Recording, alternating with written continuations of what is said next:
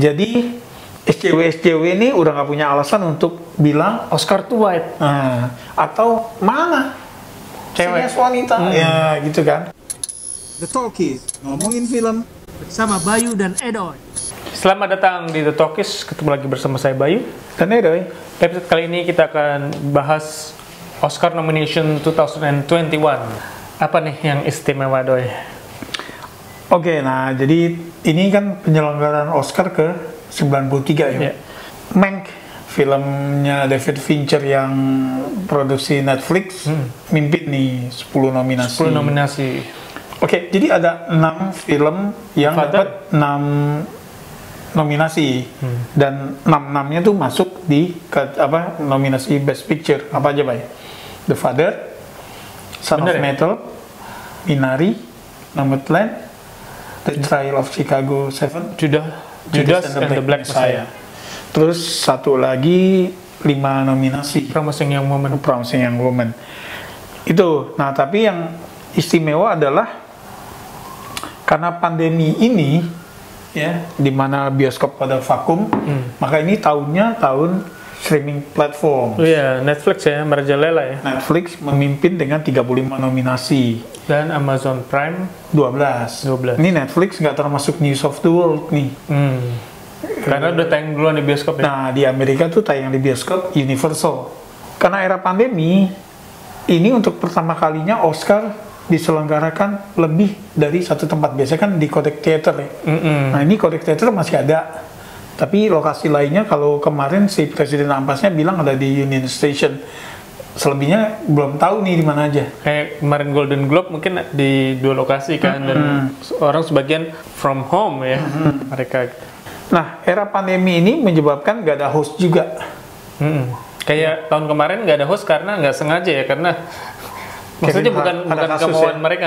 Kevin Hart dipecat, mundurkan diri atau dipecat? Mengundurkan diri. Jadi dia pertama dipecat, kemudian dikasih kesempatan minta maaf, ya kemudian lanjut, tapi Kevin Hart nggak mau.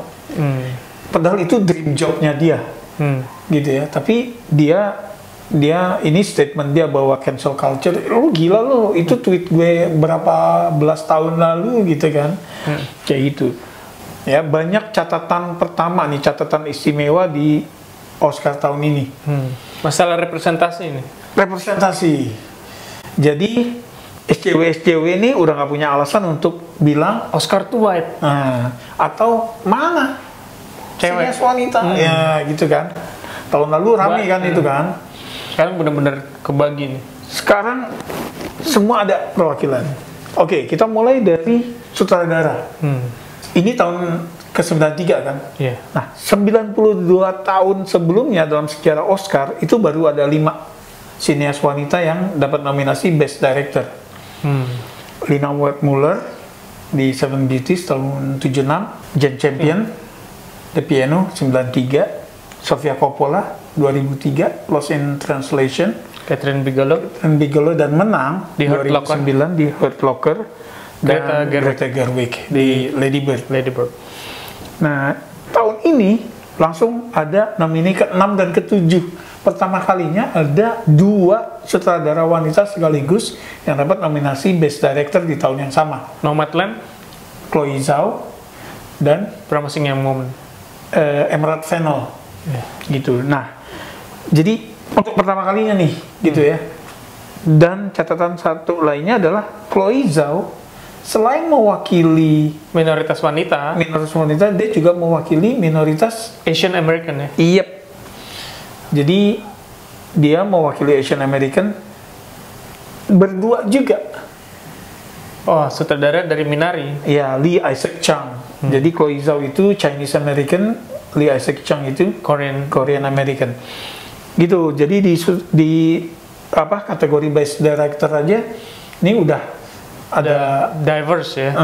Diverse. Satu lagi kan si David Fincher, ini nominasi ketiga untuk film Mank. Kemudian ada Thomas Vinterberg, ini kejutan sih, Bay. Iya, dia masuk ya. Foreign ya? Iya, dia film Denmark. Another Round. Itu kategori sutradara. Ada favorit lo nggak di sini? Sutradara, Tapi kalau ngeliat sutradara kayaknya Chloe Zhao ini udah menang di mana-mana. Golden Globe kemarin menang di Iya. award season ini kan udah banyak iya banget dia banyak yang menang. borong. Chloe Zhao kayaknya ya. Tapi gue kan belum nonton filmnya, jadi gue nggak bisa bilang itu favorit gue gitu kan. Kemungkinan dia yang menang. Tapi yang gue udah nonton di sini kan baru dua, Bay. Mank sama Promising Young Woman. Dan gue suka banget Promising Young Woman. Ini film yang penuh statement, menghibur banget gitu ya. Pitch black comedy. Walaupun Mank directionnya juga keren sih. Iya, gue somehow jadi gini, Mank ini gue agak film tentang Hollywood itu gue suka banget ya. Ya, tentang behind the scene itu gue suka banget. Dan gue suka banget David Fincher. Gue suka Gary Oldman. Gue suka film hitam putih. Tapi somehow Mank itu punya segalanya, tapi kok di gue kurang dapat. nggak tahu kenapa deh gitu ya.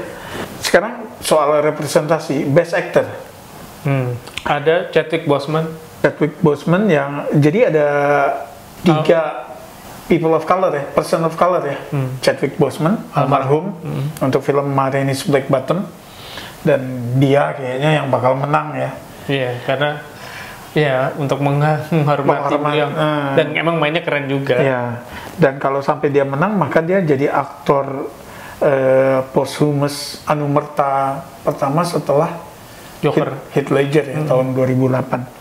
Tapi kalau untuk aktor utama itu kan Heath Ledger supporting ya. Untuk aktor utama akan jadi aktor utama pertama yang anumerta setelah Peter Finch di film Network tahun 76. Itu. Nah, oke. People of color-nya Chadwick Boseman, kemudian Riz Ahmed, keturunan Pakistan, dan Muslim. Udah Muslim ya. Iya. Walaupun sebelumnya ada Mahershala Ali. Mahershala Ali yang penganut Ahmadiyah. Tapi ini benar-benar Muslim. Jadi kalau tadi di kategori sutradara terbaik Chloe Zhao itu double minority ya, cewek dan Asia, maka di sini nih Riz Ahmed nih. Iya. Asia dan Muslim. Iya. Gitu. Kemudian Minari ada Stephen Yeun. Gitu. Korean American. Sisanya ada Anthony Hopkins sama Gary Oldman ya. Ya, dua yang udah senior dan sering menang. Udah menang.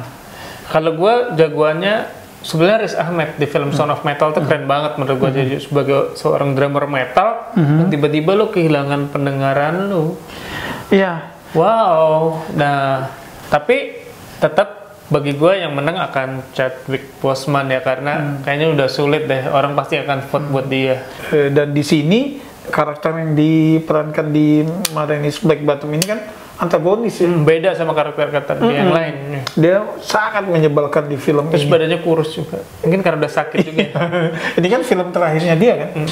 Gitu, jadi kemungkinan Chadwick Boseman dan gak keberatan juga sih. Yeah. Cuma memang sayang, gue juga menjagokan Riz Ahmed karena mainnya subtle di sini, gitu ya.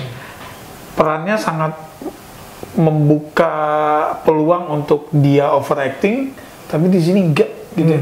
Banyak pergelutan batin yang ketika anjir, gue makin lama makin hilang. Dia kan gradasi ya, gradual hilangnya gitu, dari pelan sampai gitu. Oke. Next kategori. Representasi lainnya adalah di Best Actress. Ada Viola Davis, Ma Rainey's Black Bottom, sama Andrade yang kemarin menang di Golden Globe di film United States versus Billie Holiday. Nah, kemudian kalau nomini lainnya ada Vanessa Kirby yang Pieces of Woman, yang ketika film ini premier Januari kemarin, orang tuh yang wah dia Oscar gitu. Promising Young Woman. Terus Promising Young Woman Carey Mulligan sama Frances McDormand Nomadland. Frances McDormand udah sering menang ya. Dia udah 2 kali ya, Fargo sama Three Billboards. Gitu. Ini ya, pokoknya ini ada 2 nih ya. Ada People of Color-nya ada 2. Lu jagoin siapa? Gua kayaknya sih mau jagoin Promising Young Woman. Carey Mulligan. Gue juga. Jadi gue dari 5 ini yang nonton tuh sebetulnya baru 3 ya. Ma Rainey's Black Bottom, Promising Young Woman, sama Pieces of Woman. Gitu. Tapi gue memang setuju si Carey Mulligan ya. Karena di sini kayak yang ini filmnya pitch black comedy. Di Golden Globe? Di Golden Globes dia nggak menang, Bay. Yang menang itu si Andrade untuk drama dan Rosamund Pike. Iya, di yang I nggak Care a masuk Lot. nominasi. Sayangnya nggak masuk ke nominasi. Oke, supporting actor. Oke. Supporting actor di sini nih ada 3 orang kulit hitam. Nah, untuk pertama kalinya kategori ini ada 3 African American yang dapat nominasi. Daniel Kaluuya, Judas and the Black Messiah. Lakeith Stanfield juga di film yang sama. Judas. Leslie Odom Jr. di One Night in Miami. Nah, sisanya itu ada Paul Raci, Sound of Metal, sama Sacha Baron Cohen Oh, gue sebenarnya suka Sacha Baron Cohen, di Trial of Chicago 7. tapi gue milih Paul Raci, Sound of Metal ya. Sound of Metal. Jadi gue sebelum nonton ini juga nggak tahu Paul Raci ini siapa. Tapi dia udah senior sih kayaknya. Iya, udah senior banget, tapi begitu pas lihat karakter itu karismatik ya. Itu jadi kalau menurut gue dia nih beruntung banget nih dapat peran ini gitu loh. Itu Paul Raci gue suka. Tapi gue nggak tahu nih karena ini representasi gitu ya, bisa jadi yang menang adalah one of the three itu.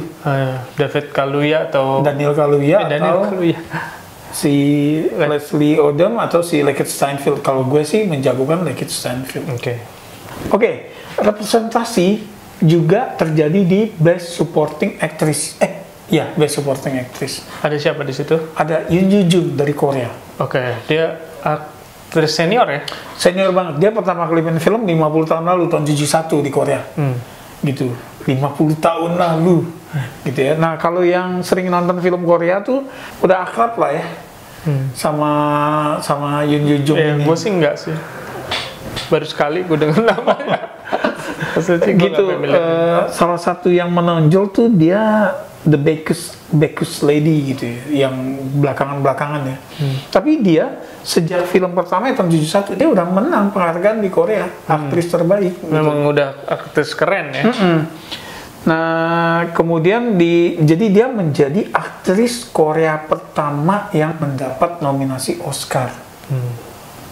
Iya, sayang tuh Parasite tahun lalu enggak ya. Kan agak dijagokan tuh Park Seo-dam tuh. Iya. Gitu. Gue.